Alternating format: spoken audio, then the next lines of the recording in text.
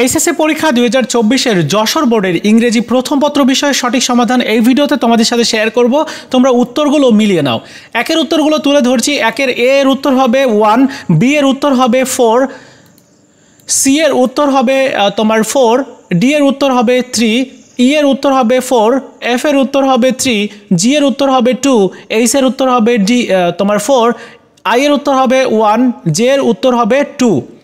পরবর্তী যে 2 নাম্বার উত্তরগুলো তোমরা একটু দেখে নাও।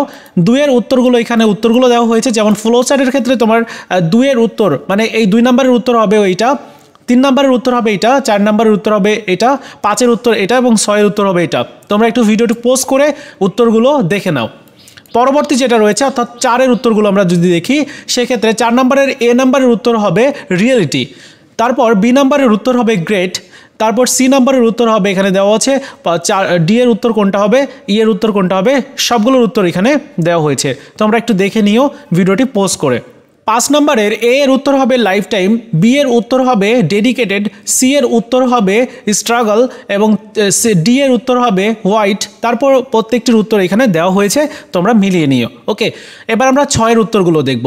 6 এর উত্তরগুলো যদি দেখি তাহলে প্রথমটা হবে এফ, পরেরটা হবে হচ্ছে বি, তারপরটা হবে জি, তারপরটা হবে হচ্ছে জে, তারপরটা হবে হচ্ছে ডি, এরপরটা ই, এরপরটা সি, এরপরটা এইচ এবং পরেরটা হচ্ছে এ এবং সর্বশেষ হচ্ছে আই।